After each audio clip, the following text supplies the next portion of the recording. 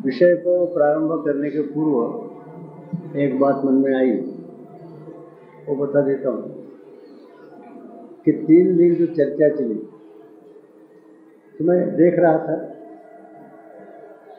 तो एक बात ध्यान में आई कि यह जो अपनी कार्य समिति की यानी शीर्षस्थ बैठक है तो उसमें काम करने की एक शैली है। जो पुराने लोग हैं उनके तो ख्याल में है, किंतु कुछ लोग जो नए हैं उनके शायद एकदम ध्यान में नहीं आता कि ऐसी शैली हम लोगों ने क्यों रखी है। कुछ लोगों को तो ये भी लग सकता है कि बीच में वेस्ट ऑफ टाइम क्यों कर रहे हैं वगैरह वगैरह। तो इस शैली का थोड़ा सा मर्म हम समझ लें। ऐसा है कि हम सभी ध्येयवादी हैं,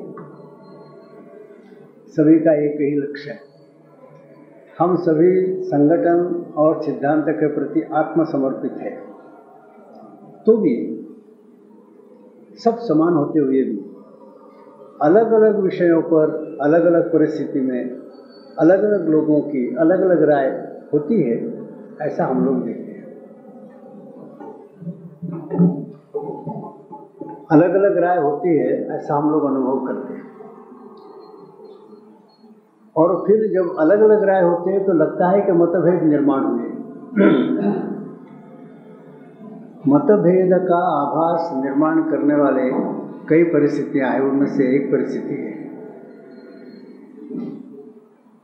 हम यह भूल जाते हैं कि ध्येयवाद समान है, लक्ष्य समान है, आत्मसमर्पण समान है। तो भी एक ही परिस्थिति या इश्यू या प्रॉब्लम के बारे में जो प्रतिक्रिया रहेगी वह प्रतिक्रिया जो स्थानीय परिस्थितियां हैं, स्थानीय जो कार्यकर्ताओं का मानस है, तो इसका परिणाम होकर स्थानीय परिस्थिति के प्रभाव में प्रतिक्रिया निर्माण होती है। और अलग अलग जगह की स्थानीय परिस्थितियां अलग अलग होने के कारण प्रतिक्रियाएं अलग अलग होती है। केवल एक उदाहरण के नाते बताता हूँ, आपके एकदम ध्यान में आ जाए इसलिए। जैसे अखिल भारतीय स्तर पर किसी उद्योग में हड़ताल का नारा देना या नहीं देना, हड़ताल करना या नहीं करना, यह सवाल है। आपको क्या लगता है कि सभी का अभिप्राय समान रहेगा? नहीं रहेगा, क्योंकि किसी भी उद्योग में हमारी शक्ति समान नहीं है सब जगह। कुछ जगह हम अच्छे शक्तिमान हैं, कुछ जगह हम कमज़ोर हैं। तो यदि यह निर्णय होता है कि नहीं हड़ताल पर जाना चाहिए, तो जहां हमारे यूनिट्स कमज़ोर है वो कहेंगे क्या है, केंद्रीय नेतृत्व को पता ही नहीं है, हमारी पिटाई करवा रहे, यहाँ तो हम मर जाएंगे। मान लीजिए ऐसा हमने निर्णय लिया कि नहीं कि हड़ताल नहीं करेंगे। जहाँ हमारी शक्ति है वो लोग कहेंगे अरे यहाँ अच्छा मौका था, आगे बढ़ सकते थे, हम दूसरों पर मात करके आगे जा सकते थे, कैसा गलत निर्णय केंद्रीय नेतृत्व ने लिया। अब दोनों अपने अपने जगह सही है, दोनों समान सिंसियर हैं, किंतु दोनों को अखिल भारतीय परिस्थिति का सम्यक समग्र दर्शन नहीं है। यदि समग्र सम्यक दर्शन हो गया तो उनको पता चलेगा कि ऐसी स्थिति में सभी के लिए अनुकूल निर्णय हो ही नहीं सकता।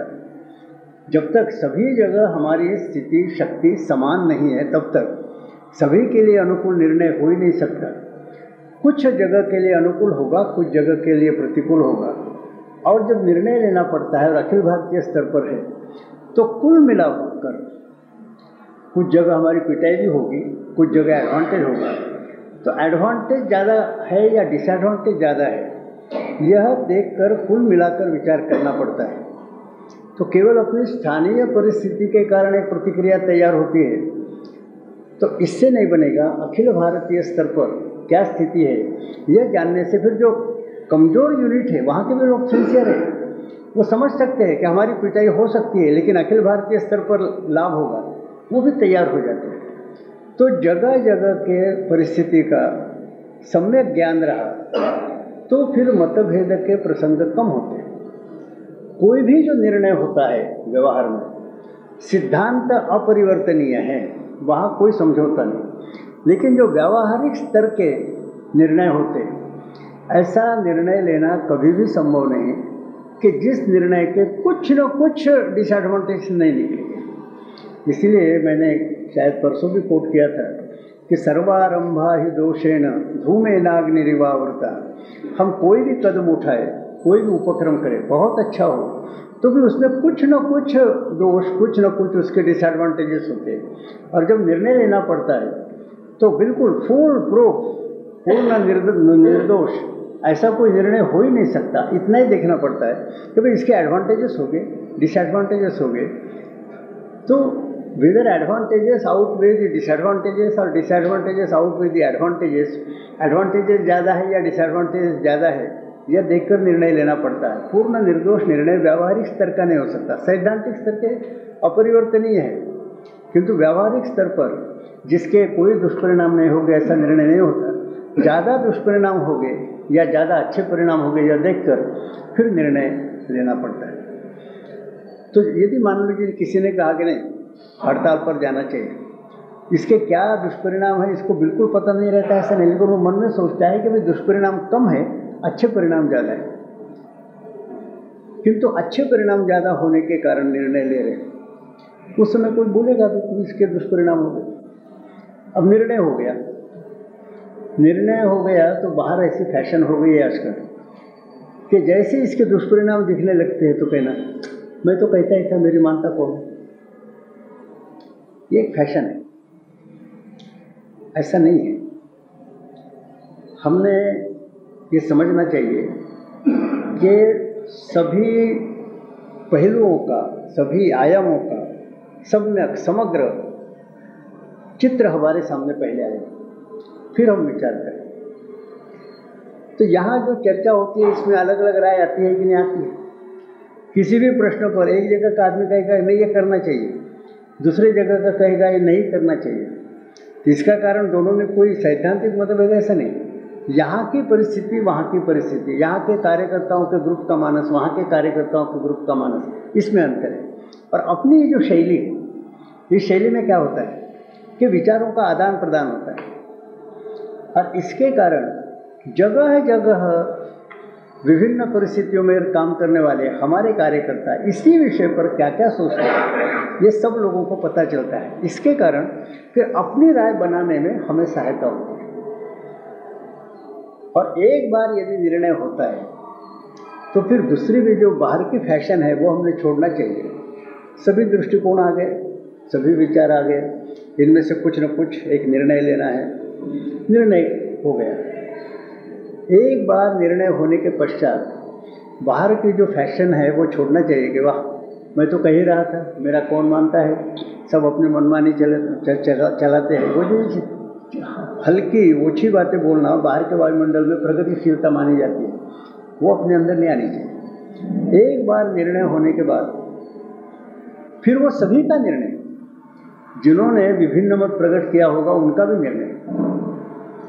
राष्ट्रीय स्वयंसेवक संघ के इतिहास में आता है कि सारी कार्य पद्धति, सिद्धांत का प्रेजेंटेशन, प्रार्थना, प्रतिज्ञा, सारे विचार सिंधी के बैठक में हुए।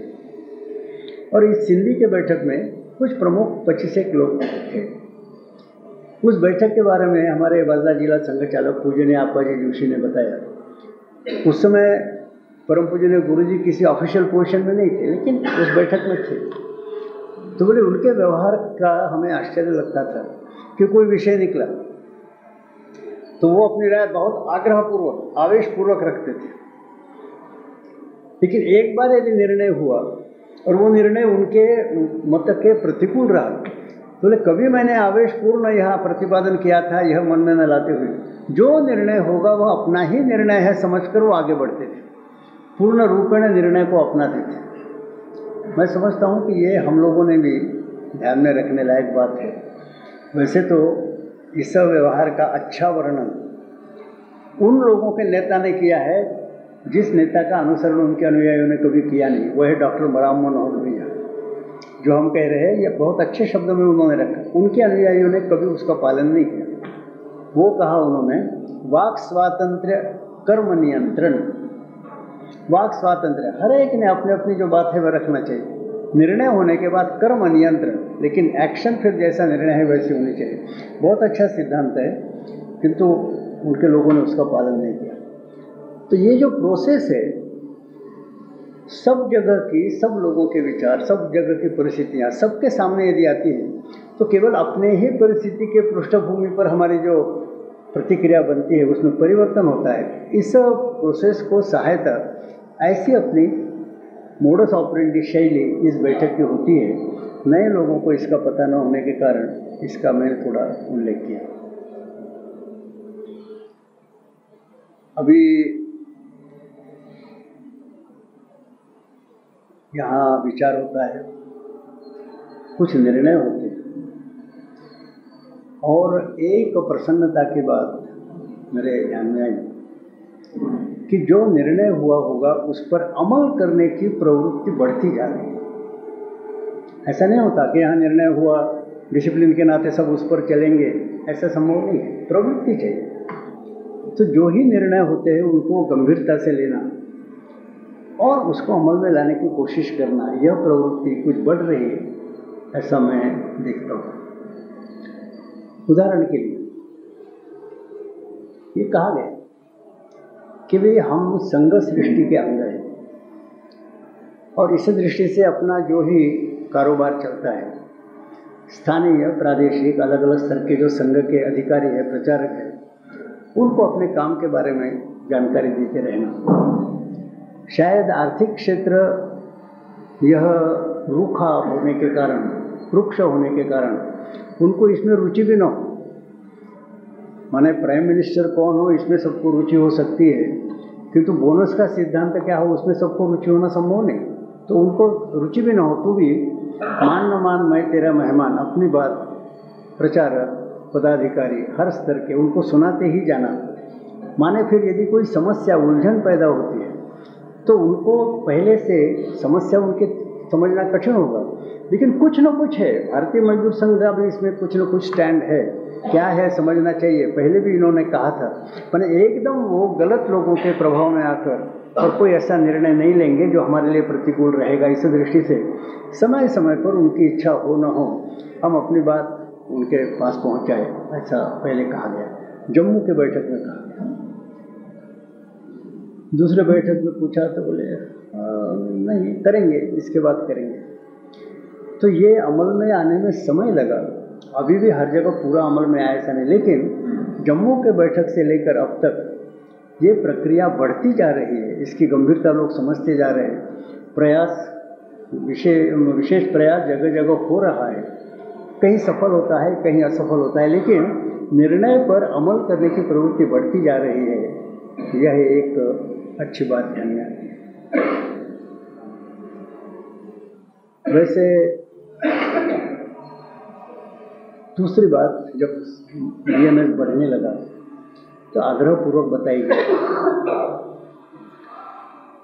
अपने यहाँ बाहर से लोग आएंगे, communist union, socialist union, inter, तो बताया गया है कि भी बाहर से जो लोग आते हैं, वो विषय में यहाँ पूरा नहीं लेना चाहता, तो उनकी मेंबरशिप हम 2 फेजेस में विचार करें कि कम्युनिस्ट यूनियन छोड़कर बीएमएस में आया तो वो फिजिकली, टेक्निकली, कॉन्स्टिट्यूशनली बीएमएस का हो गया, लेकिन मन के दृष्टि से वो भी बीएमएस का नहीं हुआ, बीएमएस माइंडेड नहीं हुआ, आइडियोलॉजिकल एंड साइकोलॉजिकल वो बीएमएस का नहीं हुआ। तो वो उसको स्पष्ट बताना चाहिए, और हम लोगों ने बताया भी कि भाई आप दूसरे यूनियन से आए, वहाँ की रीति नीति पद्धति अलग है, यहाँ की रीति नीति पद्धति अलग है, हमारा बीएमएस कल्चर है, आपको वो समझ लेना पड़ेगा।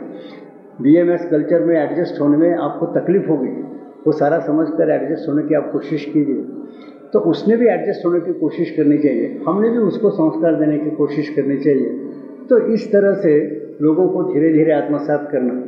जो संस्कार ग्रहण करते हैं वो रह जाएंगे, जो संस्कार ग्रहण ही नहीं करते और पुराने बुरे गंदे संस्कार जो छोड़ नहीं सकते, वो स्वयं बाहर जाएंगे या उनको निकाला जाएगा। लेकिन ये प्रक्रिया होनी चाहिए, ऐसा कहा गया। शुरू में इधर आग्रह नहीं था लोगों का, फिर धीरे धीरे आग्रह बढ़ने लगा, तो अब हर जगह ये प्रोसेस है।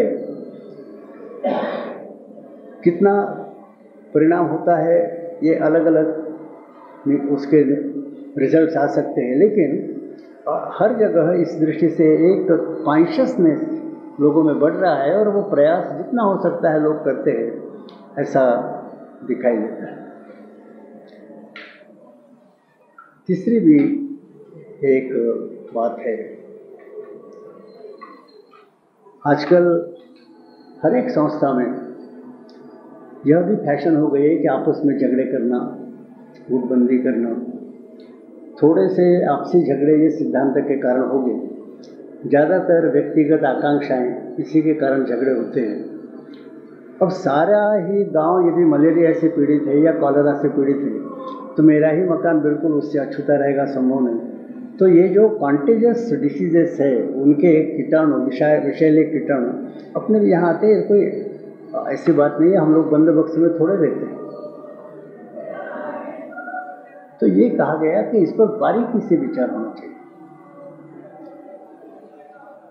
और बारीकी से विचार जब आप करेंगे तो आजकल जब मैं अपने लोगों से सुनता हूँ तो ये कहते कि अपने पुराने जो अच्छे ध्येयवादी लोग थे ना, वो तो उनका तो सारा ठीक है, जो बाहर से आए ना तो वो बाहर वाले नए लोग और पुराने लोग, ऐसा ये डिफ्रेंशिएशन ऐसा बताते हैं। तो बाहर वालों के बारे में तो ठीक है, वो अलग रीति नीति पद्धति उस वायुमंडल में 10 साल रहे, 15 साल रहे, यहाँ आएंगे तो वो सारे विषैले कीटाणु लेकर आएंगे ये।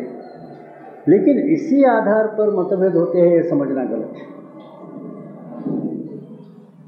बहुत बार नए आए हुए लोगों में भी दूसरे यूनियन से आने के बावजूद उनका जन्मजात उनकी अच्छाई होने के कारण कही है, लेकिन ऐसे लोग मिलते हैं कि जो अपने संस्कारों में जो लोग हैं वैसे ही वो लोग अन्य यूनियन से आए हुए भी थोड़े मिलते हैं। लेकिन दूसरे भी कि मतभेद केवल नए लोग और पुराने लोग ऐसे नहीं रहते। तो जो अच्छे हैं, ध्येयवादी है, ऐसे भी लोगों में मतभेद हो जाते हैं। अब इधर बारीकी से विचार करना हमारे लोगों ने शुरू नहीं किया अभी तक। ये यहाँ तक विचार है कि बाहर से आने वाले, गलत वायुमंडल लेकर आने वाले, फिर हमारे पुराने लोग अच्छे, नए लोग खराब, इनको कैसे दुरुस्त करना है, यही विचार अब तक है। लेकिन पुराने हैं, ध्येयवादी हैं, उनमें भी मतभेद हो जाते हैं, व्यक्तिगत आकांक्षा के कारण नहीं होते।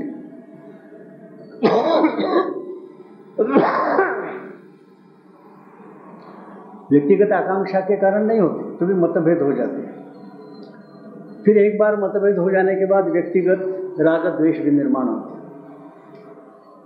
है। अब इस सब प्रोसेस के बारे में अभी तक अपने यहाँ बारीकी से विचार नहीं हुआ और उनको फिर समझाने की कोशिश की जाए, ये तो करनी चाहिए, इसमें आपत्ति नहीं।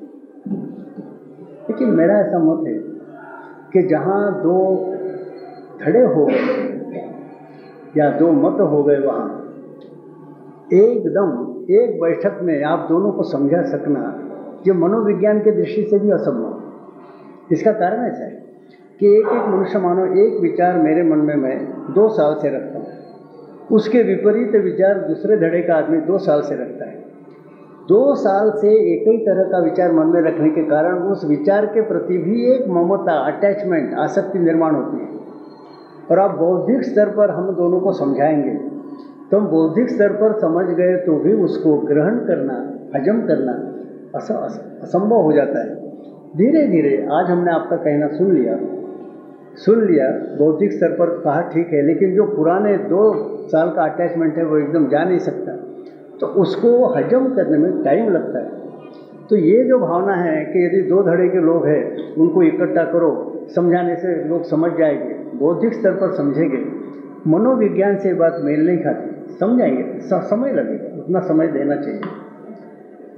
किंतु इससे भी महत्व की बात है, आज के स्थिति के परिप्रेक्ष्य में एक महत्व की बात यह है कि दोनों तरफ ध्येयवादी लोग हैं, समान ध्येयवादी है, समान आत्मा समर्पित है, और इसके कारण जैसे मैंने कठिनाई बताई कि बौद्धिक स्तर से लोग समझते नहीं, तो नई बात ग्रहण करने में समय लगता है। इसके कारण वो एकदम समझौता नहीं हो सकता। किंतु आज के परिस्थिति के परिप्रेक्ष्य में मैं दूसरा पहलू रखना चाहता हूँ। आज हम बहुत कठिन परिस्थिति में से जा रहे हैं, बड़ा संघर्ष हमारे सामने है, और किसी भी यूनियन में परस्पर विरोधी मत रखने वाले लेकिन ध्येयवादी ऐसे भी लोग हैं, उनको परिस्थिति कितनी गंभीर है इसमें से जाने के लिए सब लोगों ने एकत्रित आना। जो आपसी मतभेद हो गए वो सारे बाद में एक दूसरे को गाली देने का प्रोग्राम अलग से करेंगे, लेकिन इस सब परिस्थिति में ये 2-4 साल ये परिस्थिति टिकेगी, 3-4 साल टिकेगी, तब तक हम लोगों ने आपसी मतभेदों पर मोरेटोरियम डालना चाहिए। इतनी परिस्थिति गंभीर है ये, यदि कार्यकर्ता दोनों तरफ से समझते हैं। मोरेटोरियम का मतलब आप समझ गए कि स्थगित करना। तो ये क्रिटिकल पीरियड जब तक है तब तक हम अपने मतभेद आपसी झगड़े करना, ये मोरेटोरियम दिया है। बाद में फिर आपसे जो झगड़ा करना है वो करेंगे, क्योंकि परिस्थिति इतनी कठिन है। तो दोनों तरफ झगड़ने वाले भी ध्येयवादी है, तो दोनों को समझ सकते हैं। मुश्किल क्या है कि दोनों का हम समझौता करने की तो कोशिश करते हैं कि भाई तुम्हारे यहाँ प्रेसिडेंट कौन रहे, जनरल सेक्रेटरी रहे, इसका तो समझौता करने की कोशिश करते हैं, लेकिन हम यह नहीं देखते कि परिस्थिति की तीव्रता कितनी है, कितनी क्रिटिकल सिचुएशन है। ये दोनों को याद है क्या? और मैं आपको बताता हूँ कि दोनों को यदि परिस्थिति कितनी कठिन, तीव्र, क्रिटिकल है, यदि दोनों को पता चला, और इस दृष्टि से तुमने आपसी झगड़ों पर, मतभेदों पर मोरेटोरियम डालना चाहिए, शायद ही कहा। ध्येयवादी है वो जरूर अपनी सारी भावनाएं, सारे आवेग, सारे आवेश दबाकर ध्येय की दृष्टि से काम पर दोनों मिलकर जुट जाएंगे, ये निश्चित बात है। ऐसा होता नहीं, हम ऊपर की ट्रीटमेंट करते हैं कि भाई फिर वो तुम्हारे एग्जीक्यूटिव का कंपोजिशन कैसा रहे, एक गुट का 2 आदमी लिया जाए, एक गुट के 4 आदमी ले जाए, ये जो सारा चलता है, इसके बजाय ये करे, इसमें से रास्ता निकलता है, अच्छा है। लेकिन तीव्रता की, critical nature of the situation की यदि जानकारी हम दोनों को देते हैं, तो मैं अवश्य कहता हूँ कि ध्येयवादी है तो वो अपनी भावनाएं, आवेग, आवेश ये भूलकर काम में जुट जाएंगे, इसमें कोई शक नहीं। इसका बहुत अच्छा उदाहरण इतिहास में आता है। 1720 में बालाजी विश्वनाथ पेशवा की मृत्यु हुई और बाजीराव को पेशवा बनाया गया। उनकी उम्र 20 साल की थी, और जब उनको पेशवा बनाया गया उस समय झगड़े बहुत थे, कूट बहुत थे। अब बाजीराव ने ये आपसी समझौते करना, समझाना वगैरह प्रोग्राम हाथ में ही नहीं लिया। आपस में झगड़ा करने वाले सब सरदारों को समझाना, ये प्रोग्राम हाथ में नहीं लिया।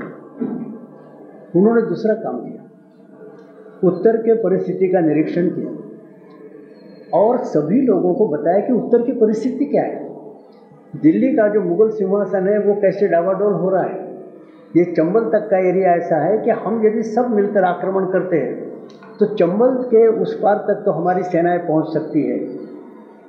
तो नारा दिया कि चलो दिल्ली, अब हिंदुपत पातशाही बनने में देर क्या है।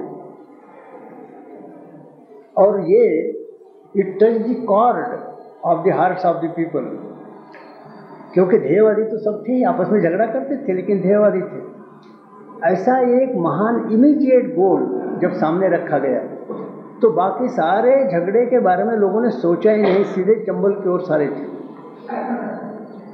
तो इमीडिएट बड़ा ध्येय यदि हम सामने रखते हैं तो उस ध्येय के कारण ही ध्येयवादी लोगों के जो मतभेद है उस समय समाप्त हो जाते हैं।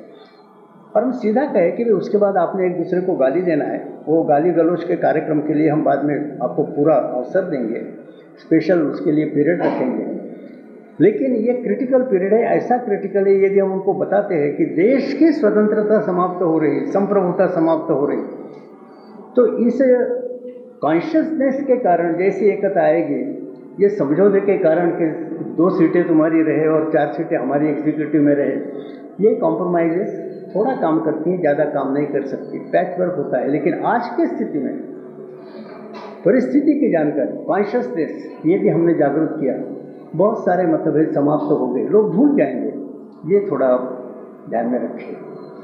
वे ऐसा कीजिए जो चल रहा है, या और अब ज़्यादा गड़बड़ मत कीजिए। अब तो लाउड स्पीकर बहुत गड़बड़ करता है, सबको सुनाई देता है ना, इतना पर्याप्त।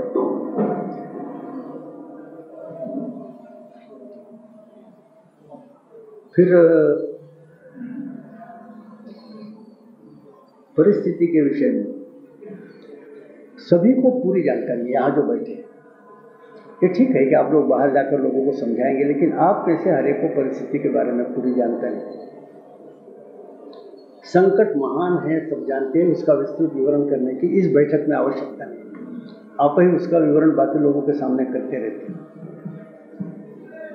और आप ये भी जानते हैं कि ये जो महान आक्रमण हमारी स्वतंत्रता संप्रभुता पर हो रहा विदेशी पूंजी के द्वारा, तो कठिन संघर्ष है, लंबा संघर्ष है, बहुत त्याग करने की आवश्यकता है। तो भी यदि हमने ऐसी इच्छा शक्ति रखी कि जब तक विजय नहीं प्राप्त होती तब तक हम लड़ते ही रहेंगे, विजय प्राप्त करके रहेंगे, तो हम विजयी हो सकते हैं। और हमने यदि प्रवृत्ति रखी कि अरे यार इतनी बड़ी शक्तियाँ हमारे खिलाफ खड़े हैं, अब मर गए रे बाप, छोड़ो अब क्या हो सकता है, तो हम मर जाएंगे, भगवान कहेगा तथास्तु मर जाओ। ये सब जानते हैं, ये भी जानते हैं। अब ये इच्छा शक्ति प्रखर हो, प्रचंड हो, ये आवश्यक है। अब हमारे अंदर इच्छा शक्ति है कि नहीं है? अभी इच्छा शक्ति यानी इसके विषय में कुछ गलत फहमी देश के सार्वजनिक जीवन में है। वो क्या है कि कोई इशू खड़ा होता है, फिर उसके बारे में धुआंधार प्रचार होता है, उसके कारण लोग उत्तेजित हो जाते हैं, उत्तेजित होकर फिर रास्ते पर भी 1 लाख 2 लाख 4 लाख की संख्या में आ जाते हैं। हम कहते हैं कि अब लोगों की इच्छा शक्ति जागृत हुई है, वो नहीं है। यह अस्थाई है, यह जोश है, आवेश है, अस्थाई है, वो ज़्यादा दिन तक टिक नहीं सकता। बहुत बार तो जो होता है वह भी ऊपर से दिखने का ही होता है। जैसे बोट क्लब पर हमने देखा, कई दलों के, कई संस्थाओं के लोग बोट क्लब पर हजारों की संख्या में डेमोन्स्ट्रेशन करते। एक संस्था के नेता ने हमको कहा कि आप जानते नहीं हमारी ताकत बहुत बढ़ गई। उन्होंने कहा क्या?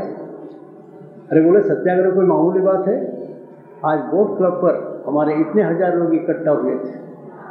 मैंने कहा कमाल किया। कि हमने पूछा कि इनमें से कितने लोग ऐसे थे कि जिनको पहले से पता था कि हम जाएंगे, नारेबाजी करेंगे, भाषण करते करते अरेस्ट हो जाएंगे, पुलिस थाने में हमको ले जाएंगे, छोड़ देंगे, और दोपहर का भोजन करने के लिए हम घर में आएंगे, या समझकर अपने अपने घर के लोगों को कि दोपहर के भोजन में कौन सी सब्जी होनी चाहिए, ऐसे बताने वाले कितने लोग थे आपको पता है क्या? तो वो देखने लगे। प्रायः बोट क्लब में जो हजारों सत्याग्रह करते हैं वो बड़ी इच्छा शक्ति वाले नहीं होते। उनको पता है कि भोजन हमारा घर पर ही होने वाला है, पुलिस थाने से हमको छोड़ने वाले, इसलिए हजारों लोग आते हैं। अब ऐसे लोग भी छोड़ दिए, वास्तव में त्याग करने के लिए तैयार है, ऐसे लोगों की भी बात नहीं। तो भी ये जो क्षणिक का जोश है इसको इच्छा शक्ति नहीं कहा जा सकता। इच्छा शक्ति का मतलब है स्थायी, केवल जोश में आए और फिर खत्म हो गया, ऐसा नहीं। तो स्थायी इच्छा शक्ति हमारी रहे। तो आप कहेंगे कि हमारे बारे में क्या हमारी स्थायी इच्छा शक्ति रह नहीं सकती? हम ध्येयवादी नहीं है, लेकिन स्थायी इच्छा शक्ति का मजबूत आधार यदि कुछ होगा तो वह है कि हमारी खुद की समझदारी। हम समझ गए, सिद्धांत समझ गए, आदर्श समझ गए, परिस्थिति को भी समझ गए, किंतु स्थायी इच्छा शक्ति का आधार हमारे समझदारी का स्तर है। और समझदारी का स्तर इसका मतलब होता है कि जो विभिन्न आयाम है, विभिन्न पहलू है, जितने विभिन्न पहलू, जितने विभिन्न आयाम हमारे ध्यान में आते रहेंगे, उतना हमारा अंडरस्टैंडिंग बढ़ता रहेगा, और जितना अंडरस्टैंडिंग का स्तर बढ़ेगा उतनी हमारी इच्छा शक्ति स्थायी होती जाएगी। तो अपने खुद के अंडरस्टैंडिंग का स्तर बढ़ाना ये बहुत आवश्यक है। बहुत बार कार्यकर्ताओं में एक शिथिलता आ जाती है, अंग्रेजी में कहते हैं इनर्शिया। इनर्शिया यानी एक शिथिलता ऐसी आ जाती है कि भाई मैं तो सब समझ रहा हूँ, अपने यूनियन का काम अच्छी तरह से मैं कर रहा हूँ, यूनियन का काम करने के लिए जो क्षमता चाहिए वो मेरे अंदर है, अब मैंने और क्या समझ लेने की आवश्यकता है। ऐसा नहीं, अपना आत्मविकास हो इसका प्रयास हर एक व्यक्ति ने करना चाहिए, हम लोगों ने भी करना चाहिए। और आज का जो अपना अंडरस्टैंडिंग है उसको बढ़ाने की कोशिश भी हम लोगों ने करनी चाहिए। केवल उदाहरण के नाते मैं बताता हूँ, एक जगह बातचीत चली तो एक अपना कार्यकर्ता बोल रहा था, तो उसने अपने यूनियन के कार्य का भी महत्व है ये बात बताई, स्वदेशी के लिए जन जागरण का महत्व है ये भी बताया। तो उससे आभास ऐसा निर्माण हुआ कि यूनियन का दिन प्रतिदिन का काम और बाहर का स्वदेशी का जागरण ये दो अलग अलग बातें हैं। दोनों बातें अच्छी हैं इसलिए हमने करना चाहिए, लेकिन इसमें कोई इंटर कनेक्शन है, इंटरलिंकिंग है ऐसा नहीं है। स्वतंत्र दो अलग अलग अच्छी बातें जो हमने करनी चाहिए। अब हमने यदि सोचा बाहर के यूनियन वाले अभी तक पुराने वायुमंडल में चल रहे हैं, 1947 से 1989 तक जो वायुमंडल था उस वायुमंडल में जो भावनाएं थी, जो विचार थे, जो प्रतिक्रियाएं थी वो उनकी अभी भी चल रही थी। अंग्रेजी में इसको हैंगओवर बोलते हैं। पुराने हैंगओवर में सारे लोग चल रहे हैं। हम भी ऐसे चल रहे हैं क्या? या वायुमंडल बहुत बदल गया है, एक संक्रमण शुरू हो गया है जिस संक्रमण में पुरानी सब बातें इर्रिलेवेंट हो रही है और ज़्यादा होती रहेगी, और इसलिए पुरानी प्रतिक्रियाएं, पुरानी भावनाएं, पुराने विचार ये नए ज़माने में चलने वाले नहीं। तो नई परिस्थिति क्या है ये समझकर सोचना चाहिए। बाहर के लोग सोचने के लिए तैयार नहीं, हमारे ऊपर देश की जिम्मेवारी ये अभी अपने मन में विचार आता है क्या। और इस दृष्टि से हमने यदि कॉन्सेंट्रेटेड थिंकिंग किया तो आपके ध्यान में आएगा कि नई परिस्थिति में आपका यूनियन का काम और विदेशी और मल्टीनेशनल का सवाल इसमें कुछ संबंध है। भारतीय मजदूर संघ राष्ट्रवादी है, इसकी शक्ति बढ़ेगी तो स्वदेशी की शक्ति बढ़ेगी। तो इसकी शक्ति बढ़ाने वाला हर एक काम, मैं भारतीय मजदूर संघ नाम ले रहा हूँ, सभी के संस्थाओं के बारे में, आरएसएस के बारे में, विद्यार्थी परिषद के बारे में, सभी संस्थाओं के राष्ट्रवादी संगठन जितने हैं उनकी निजी शक्ति जितनी बढ़ती है संगठनात्मक, उतना ही स्वदेशी की ताकत बढ़ती है। और इस दृष्टि से हर एक संस्था की, और इसलिए भारतीय मजदूर संघ की शक्ति बढ़ाने के लिए जो छोटे से छोटा काम कारण हो सकता है, थोड़ी सी शक्ति बढ़ाने के लिए भी क्यों ना हो, उसके द्वारा यदि भारतीय मजदूर संघ की यूनियन की शक्ति बढ़ती है तो उसके कारण स्वदेशी आंदोलन की शक्ति बढ़ती है। यह विचार हमारे मन में नहीं आता। हमारे मन में वो पुराना ही है कि भाई किसी की छटनी हुई है, उसको रिट्रेंच करने की हमने कोशिश की है, वो रिट्रेंच हो गया तो मजदूर के जीवन का लाभ हुआ, यूनियन का नाम रोशन हो गया, भारतीय मजदूर संघ के लिए बड़ा क्रेडिट मिला। यहाँ तक कि हमारा विचार सही है। आज की स्थिति में ये मल्टीनेशनल वाला सवाल पहले नहीं था। आज की स्थिति में जब ये है कि राष्ट्रवादी हर एक संस्था की शक्ति बढ़ाने वाले हर एक काम का परिणाम स्वदेशी पर होता है, तो हमने समझना चाहिए कि एक छटनी हुए मजदूर को यदि हमने काम पर लाया तो केवल उसका लाभ हुआ ऐसा नहीं, केवल उस यूनियन का नाम रोशन हुआ ऐसा नहीं, केवल भारतीय मजदूर संघ का कैटलॉग ऑफ क्रेडिट ये बढ़ गया ऐसा नहीं। तो राष्ट्रभक्त संस्था की शक्ति बढ़ने के कारण एक एक आदमी के लिए आपने जो काम किया उसका रीइंस्टेटमेंट हुआ। छटनी हुए एक वर्कर की रीइंस्टेटमेंट यानी विदेशी आर्थिक साम्राज्य के कफन में ठोकी गई ये कील है, अन्वयार्थ है। विदेशी आर्थिक साम्राज्य के कफन में ठोकी गई ये कील माने एक मजदूर का रीइंस्टेटमेंट है। ये यदि हम नहीं समझेंगे और दोनों अलग अलग बातें करेंगे कि मजदूर संघ का काम अच्छा है इसलिए कर रहे, स्वदेशी जागरण मंच का काम अच्छा है इसलिए कर रहे, तो इसका मतलब है कि हम भी बाकी यूनियन वालों के समान 49 to 90 जो पीरियड था उसी वायुमंडल में हमारा मन अभी भी चल रहा है। तो नई परिस्थिति में ठीक ढंग से अपनी समझदारी का हम स्तर बढ़ाएं, ये बहुत आवश्यक होता है। अब ये पूरा विचार जब हम करते हैं तो फिर दूसरी एक बात आती है, अपने ही समझ कट्टर राष्ट्रभक्त ऐसी जो विभिन्न संस्थाएं चल रही, संघ सृष्टि की ऐसे जो विभिन्न संस्थाएं चल रही, तो जैसा आपस में हमारा तालमेल हो वैसे इन संस्थाओं के साथ भी हमारा हर स्तर पर तालमेल हो। और उसके पहले भारतीय मजदूर संघ की शक्ति पूर्ण रूपेण प्रकट हो, इसलिए हर स्तर पर बीएमएस से संबंधित जितनी यूनियनें हैं उन सब यूनियनों के लोग हर स्तर पर अपना तालमेल कायम करें। तो तालुका लेवल तक बीएमएस की यूनियंस के मेंबर, बहुत जगह ऐसा है कि यूनिट नहीं है, अब जो ऑल इंडिया रहता है जैसे रेलवे है, इलेक्ट्रिसिटी है, परिवहन है, हर जगह कमेटियाँ होगी ऐसे नहीं, लेकिन बीएमएस के मेंबर्स रहते हैं। तो तालुका लेवल, जिला लेवल पर विभिन्न यूनियनों में काम करने वाले अपने जो लोग हैं उनकी बार बार बैठकें हो, एक दूसरे से परिचय हो, 15 दिन में नहीं तो महीने में एक बार सब लोग इकट्ठा बैठे, और इस तरह से बार बार इकट्ठा बैठेंगे तो हमारे वीक पॉइंट्स कौन से हैं, स्ट्रॉन्ग पॉइंट्स कौन से, इसका पता चलेगा।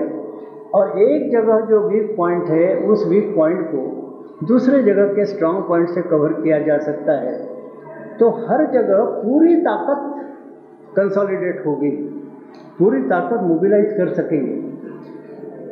अभी अभी तक ऐसा था कि एक ही स्थान पर विभिन्न क्षेत्रों में भारतीय मजदूर संघ की यूनियनें भी रहती थी और उसके यूनियन नहीं तो कम से कम मेंबरशिप रहती थी, लेकिन एक दूसरे का परिचय नहीं, एक दूसरे का कोऑर्डिनेशन नहीं। और इसके कारण उस स्थान की, उस तालुका की, उस जिले की जो पूरी शक्ति है उसका कंसोलिडेशन और मोबिलाइजेशन नहीं होता था। इस तरह से यदि महीने में एक बार सब लोग इकट्ठा बैठते हैं, मुझे एक जगह का स्मरण है कि कम्युनिस्टों की ताकत बहुत, बैंक का मामला है, और 2 महिला सदस्य केवल नए अपने एनओबीडब्ल्यू में आ गए।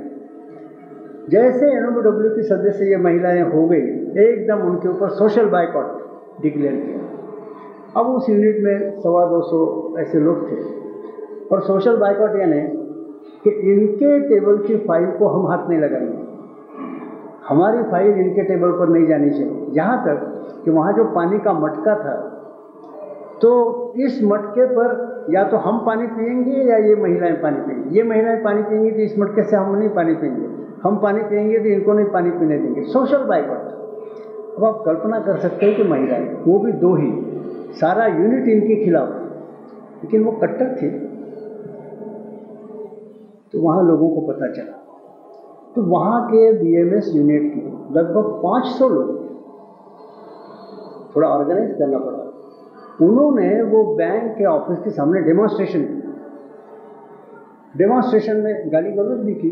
एक पद्धति है, जैसे हम धार्मिक विधि करते हैं तो ये कहना पड़ता है श्रुति स्मृति पुराणोक्त फल प्राप्त्यर्थम, वैसे ऐसे जब कुछ होते हैं तो गाली गलौज एक कर्मकांड है।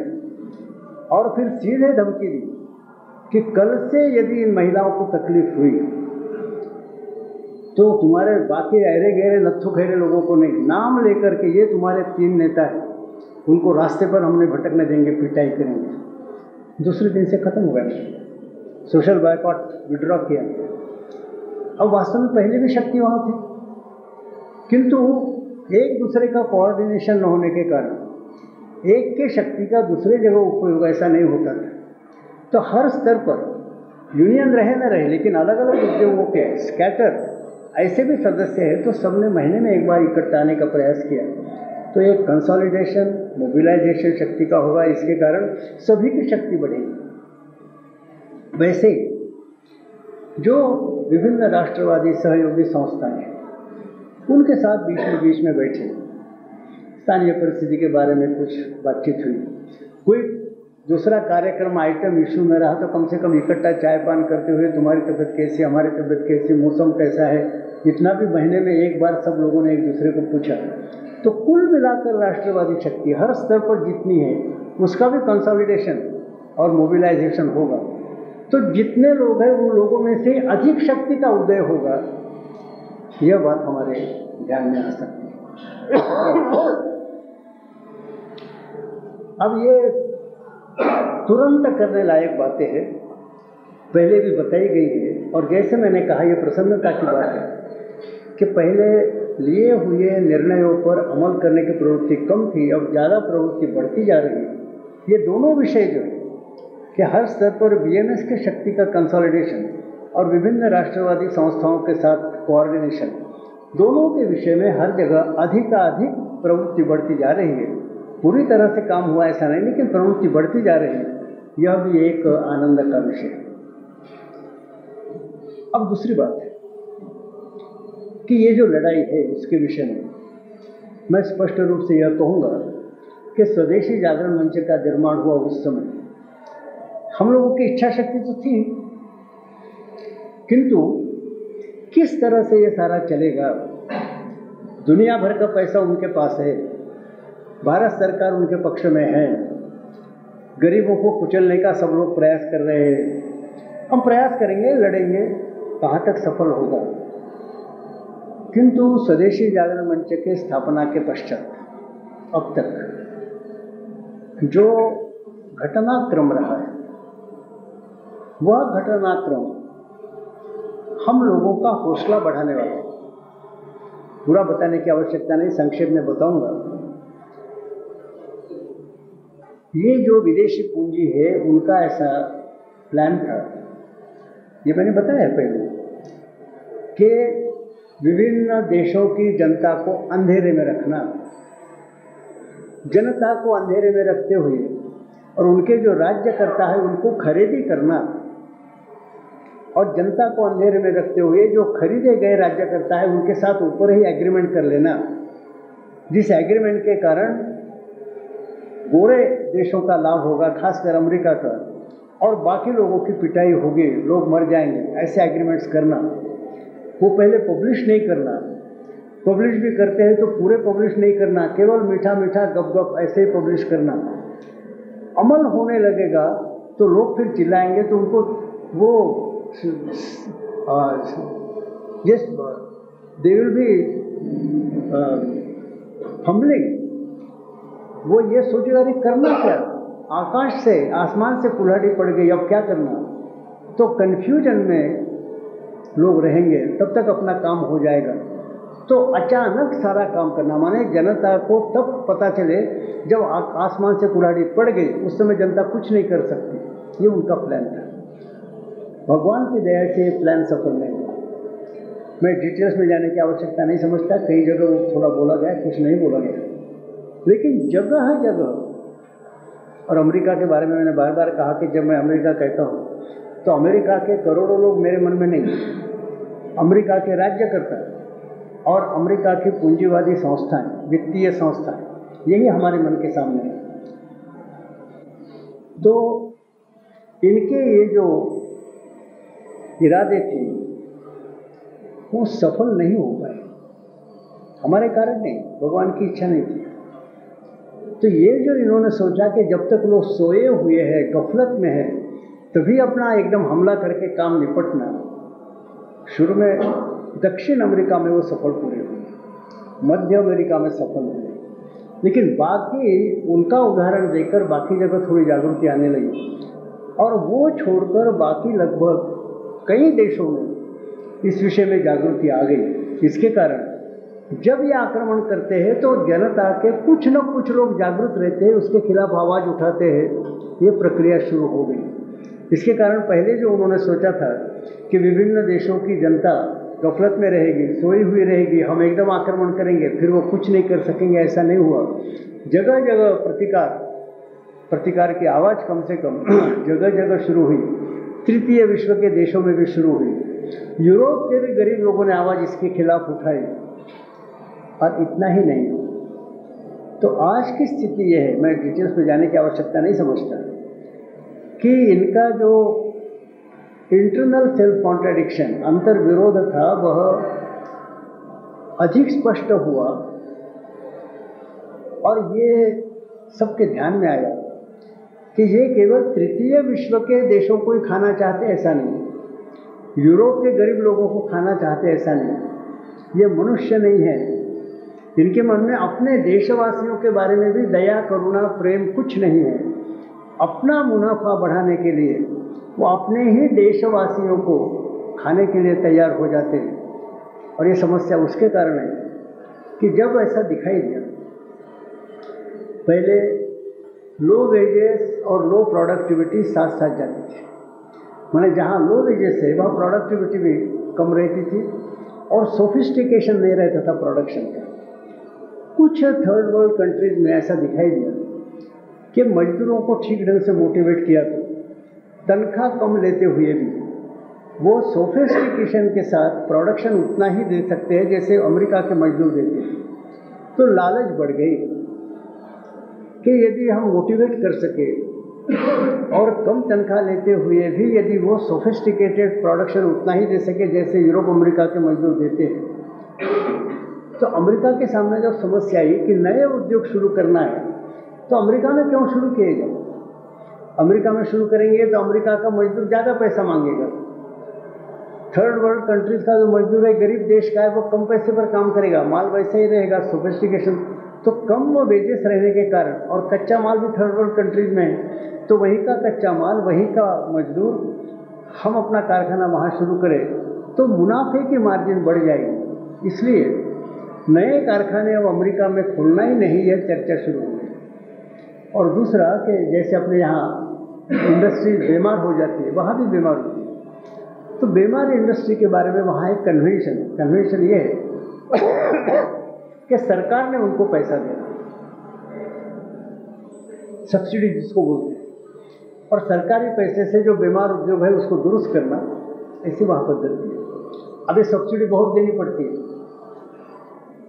तो सरकार के मन में विचार है कि बीमार उद्योग को दुरुस्त करने के लिए यहाँ बहुत बड़ी सब्सिडी दी। इसके बजाय ये बीमार इंडस्ट्री यहाँ से उठाकर यदि तृतीय विश्व के देश में ले जाते हैं तो कम पैसे में मजदूर मिलेगा, रॉ मटेरियल वहाँ मिलेगा, बीमार उद्योग अच्छा भी हो जाएगा, मुनाफे की मार्जिन बढ़ेगी। तो ये उद्योग तृतीय विश्व के देशों में लगाना, ये एक विचार शुरू हुआ। ये नहीं सोचा कि अरे बीमार उद्योग अमेरिका से उठाकर यदि हम आप ले जाएंगे तो आपके जो देशवासी है, flesh of your flesh and blood of your blood, आपके खून खानदान के, आपके ही मजदूर, उनकी हालत क्या होगी? वो बेकार हो जाएगी। या नए उद्योग आपने उधर ही शुरू किए तो आपकी तो प्रॉफिट की मार्जिन बढ़ेगी, लेकिन गरीब मजदूर जिनको नई एम्प्लॉयमेंट मिल सकती है, नया जॉब मिल सकता है, वो नए जॉब से वंचित रहेंगे। ये बिल्कुल विचार नहीं। ये उनकी जो राक्षसी प्रवृत्ति है, केवल पैसा, मुनाफा, थोड़े लोगों को ज़्यादा और ज़्यादा श्रीमान करते जाना, उसके कारण करोड़ों लोग मर गए तो भी उनको फिक्र नहीं है। हैवानी प्रवृत्ति जो है, और पहले हम सोचते थे कि हैवानी प्रवृत्ति केवल तृतीय विश्व के देश के बारे में, ऐसा नहीं। अब दिखाई दिया कि यूरोप के भी बारे में है, गरीब लोगों के बारे में, और अब जब दिखाई दिया कि प्रत्यक्ष यूनाइटेड स्टेट्स के गरीब लोगों के बारे में भी, इनके खून खानदान के जो गरीब लोग हैं इनके बारे में भी इनके मन में कोई दया, करुणा, प्रेम नहीं है, तो ये टर्निंग पॉइंट है, ऐसा आप समझ लीजिए कि इनकी जो पुरानी रणनीति है वो अब सफल नहीं हो सकती। प्रयास कर रहे तो कुछ दिन चलेगा, लेकिन जब ये स्थिति आ गई कि अपने ही देश के गरीब लोगों के प्रति निष्करुण, निष्प्रेम, यह भावना और वो एक्सपोज होना, लोगों के सामने आना, ये टर्निंग पॉइंट इतने जल्दी आएगा ऐसा नहीं लगता था। तो क्या हुआ है एकदम गफलत में सोए हुए अवस्था में सबको पकड़ के अपना उद्देश्य पूरा करना, ये अब नहीं हो सकता। दूसरी भी बात है, अपने देश में भी स्वदेशी का जागरण बढ़ रहा है और विभिन्न सेक्शंस में स्वदेशी की भावना है। अभी जो मुरलीधर राव के भाषण में आपने कहा कि इसी का परिणाम है कि मैनिफेस्टो में हर एक पार्टी को स्वदेशी की बात लिखना पड़ता है। अब ये पॉलिटिकल पार्टियां क्या करती है नहीं करती ये बताने की आवश्यकता नहीं। पॉलिटिक्स बहुत ऊंचा गेम है, आप और हम जैसे जो छोटे लोग हैं वो समझ नहीं सकते, लेकिन सभी पार्टियों पर दबाव आ सके इतना प्रभाव स्वदेशी के प्रचार का हुआ है, यह बात निश्चित है। तो इस तरह से यहाँ भी प्रभाव बढ़ाइए। आज के जो घोषणा पत्र विभिन्न दलों के वो बताते हैं।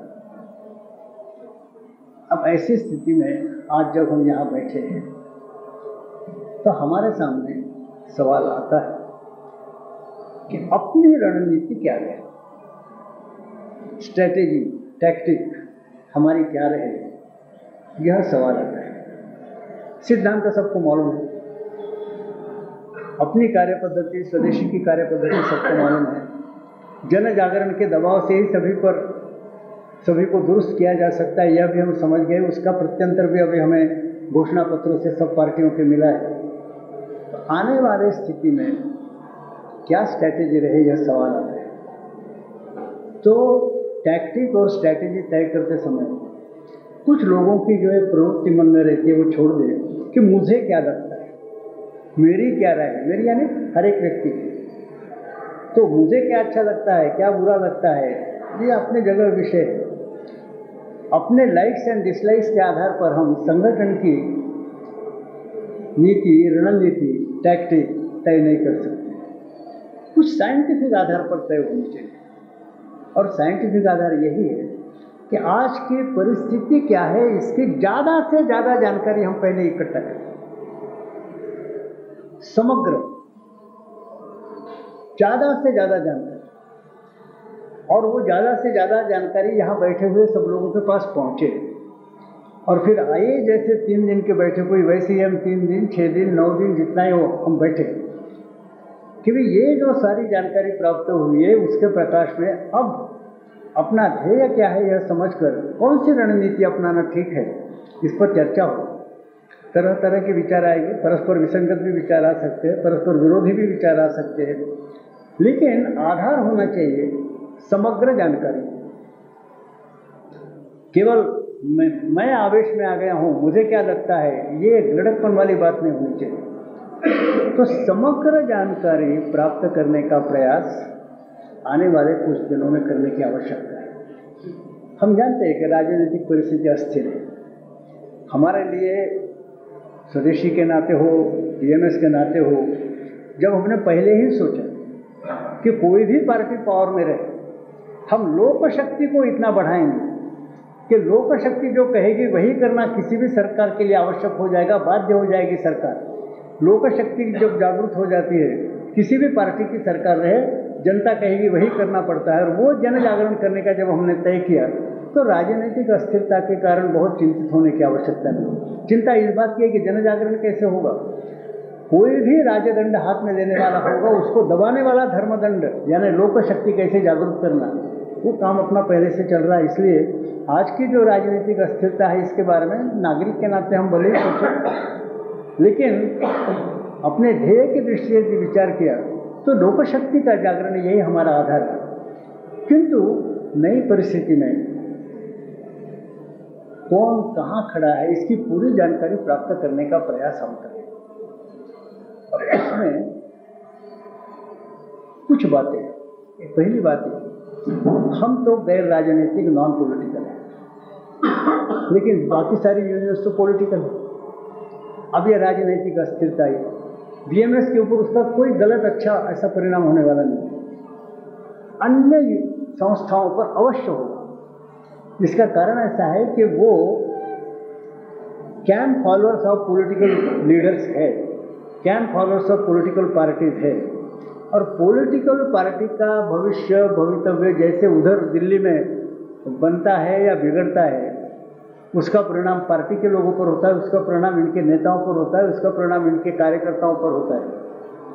अब नई जो परिस्थिति आई इसमें, जो विभिन्न सेंट्रल लेवल ऑर्गेनाइजेशन से या बाकी इंडिपेंडेंट से, तो इस सब परिस्थिति के कारण उनकी मानसिकता में क्या अंतर आया है, इसकी जानकारी बारीकी से लेने की आवश्यकता है। इतना ही नहीं कि बंगाल में ऐसी स्थिति तो ऐसा है और महाराष्ट्र में ऐसी स्थिति है तो वो बोलेगा, ऐसा नहीं। तो बंगाल में क्या है, महाराष्ट्र में क्या है, उत्तर प्रदेश में क्या है, सब जगह की जानकारी, और वो भी अखबार पढ़कर नहीं। तो विभिन्न संस्थाओं के जो प्रत्यक्ष कार्यकर्ता है उनके संपर्क में आकर उनकी मनस्थिति पहले कैसी थी, आज कैसी, इसकी जानकारी प्राप्त करना, और अलग अलग स्थान की जो जानकारी है वहाँ हम पुलिंग टुगेदर सब इकट्ठा की जाएगी। ये प्रोसेस इस समय आवश्यक है। और इसी दृष्टि से आने वाले कुछ महीनों के लिए सबसे महत्वपूर्ण कार्यक्रम यहाँ बैठे हुए लोगों का ये होना चाहिए कि ऑब्जर्वेशन, निरीक्षण, केवल निरीक्षण। इंटक के लोग हैं उनके ऊपर क्या हुआ, सीटू के लोग हैं उनके ऊपर क्या हुआ, इंडिपेंडेंट जो थे वो क्या सोच रहे, अलग अलग तरह की प्रतिक्रियाओं का अनुभव आपको भी होगा। लेकिन वो समग्र उसकी जानकारी इकट्ठा करना, ऐसी समग्र जानकारी जब इकट्ठा हो जाएगी, वो जितनी समग्र होगी, जितनी ज़्यादा होगी, उतना ही सही निर्णय हमारा हो सकता है। तो सही निर्णय पर आना है तो पूरी जानकारी चाहिए। तो इस दृष्टि से मानसिकता विभिन्न सेंट्रल लेबर ऑर्गेनाइजेशंस के कार्यकर्ताओं के, सदस्यों की आज मानसिकता क्या है इसकी जानकारी, इसलिए निरीक्षण, ऑब्जर्वेशन, यह एक बात है। दूसरी बात कि वहाँ राजनीतिक परिवर्तन चल रहे हैं, प्रधानमंत्री वैसे भी हमेशा आते जाते रहते हैं, लेकिन परमानेंट गवर्नमेंट मंत्री नहीं है, परमानेंट गवर्नमेंट सेक्रेटरीज है, ब्यूरोक्रेट्स है, ऑफिसर्स है।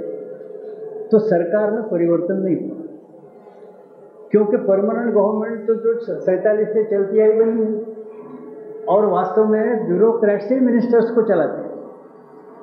ऐसे बहुत थोड़े मिनिस्टर है हर एक पार्टी में जो ब्यूरोक्रेट्स को दबा कर चलाएंगे।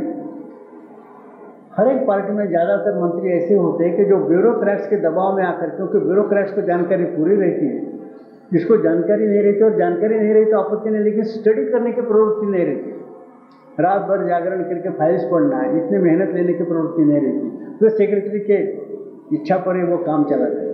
तो परमानेंट गवर्नमेंट तो वही है। अब ये परमानेंट गवर्नमेंट जो है, इसमें मैं सब लोगों को आप लीजिए, केंद्र सरकार, राज्य सरकार, इतना ही नहीं तो विभिन्न कॉरपोरेशंस, तो सब जगह जो ऑफिसर्स क्लास है, ऑफिसर्स क्लास की मानसिकता का भी पूरा अंदाजा हमको इस समय चाहिए। अंदाजा मैंने यहाँ से बैठकर नहीं कि अब ये राजनीतिक घटना हुई तो शायद सेक्रेटरी का मन इस तरह से परिवर्तित हुआ होगा, ऐसा नहीं। आपका सबके साथ संबंध आता है, विभिन्न दफ्तरों के लोगों के साथ संबंध आता है। तो जो माहौल बदलता जा रहा है, इसके कारण सेक्रेटरीज, ब्यूरोक्रेट्स, ऑफिसर्स, इनके मन पर क्या असर हो रहा है, क्या कुछ परिवर्तन है या नहीं है, परिवर्तन है तो किस तरह का है, ये जानकारी भी आवश्यक है। और तीसरी जानकारी कि सर्वसाधारण मजदूर अनअटैच्ड है। सारी हमारी सेंट्रल ऑर्गेनाइजेशंस सबकी मेंबरशिप वगैरह इकट्ठा की तो भी कुल जो मजदूरों की संख्या है उसके बहुत थोड़ा हिस्सा ऑर्गेनाइज लेबर का है। तो संगठित मजदूरों के, असंगठित मजदूरों की क्या प्रतिक्रिया है नए परिस्थिति में, इसकी भी पूरी जानकारी आवश्यक है। वो अपने ढंग से सोचते हैं, ऐसा नहीं है कि हर परिस्थिति में वो केंद्र अपने सेंट्रल लेबर ऑर्गेनाइजेशन के लीडर की ही इच्छा के अनुसार चलेंगे, ऐसा नहीं। उनका अपना सोचने का ढंग होता है। केवल उदाहरण के लिए मैं बताता हूँ कि हमारे डांगे जी शिकायत करते थे कि मुंबई के टेक्सटाइल में, वहाँ महार इस नाम की जो कम्युनिटी है उसके बारे में बोलते थे, अम्बेडकर जी की तो ज़्यादातर जॉबर्स इसी कम्युनिटी के रहते थे। तो बोले ट्रेड यूनियन की एक्टिविटी में ये सारी कम्युनिटी मेरे पीछे खड़ी रहती है, मैं जो जो कहूँगा बिल्कुल ठीक ढंग से डिसिप्लिन के साथ उसका पालन करते हैं। लेकिन बोले चुनाव का जब समय आता है तो मेरे खिलाफ नारे लगाने का काम भी यही लोग करते हैं। मजदूरों की मानसिकता क्या है, संगठित हो असंगठित हो, इसकी पूरी जानकारी। अपने अगले बैठक तक, इस बैठक में जो कुछ निर्णय हुए, जो फाइनली निर्णय नहीं हुए वो हो जाएंगे, वो आपके पास पहुंच जाएंगे। कुछ निर्णय हुए हैं उन पर अमल करना, जो निर्णय बाद में आपके पास पहुंच जाएंगे उस पर अमल करना, ये तो काम ही है। हमेशा का जो काम है कि अपने यूनियन का काम ठीक ढंग से करना और एक एक चार्जशीट का जवाब देना, इसका भी। स्वदेशी जागरण का महत्व क्या है, तो विदेशी साम्राज्य के कफन में ठोकी गई ये कील माने आपका चार्जशीट का एक जवाब है। ये जो अन्वयार्थ है वह ख्याल में रखना। फिर स्वदेशी के बारे में जो कहा गया है तो ज़्यादा से ज़्यादा लोगों को पता चले। इसके साथ साथ अपने अगली बैठक तक कॉन्शियसली, जानबूझकर, समझबूझकर सभी परिस्थितियों का अध्ययन और जानकारी, और इसलिए निरीक्षण, ऑब्जर्वेशन, ये प्रोग्राम हम अगली बैठक तक करें। माने अगली बैठक में सारी इन्फॉर्मेशन जब पुल टुगेदर होगी उसके आधार पर और फिर चर्चा करते हुए हम अपनी अलग रणनीति क्या रहे ये तय कर सकें।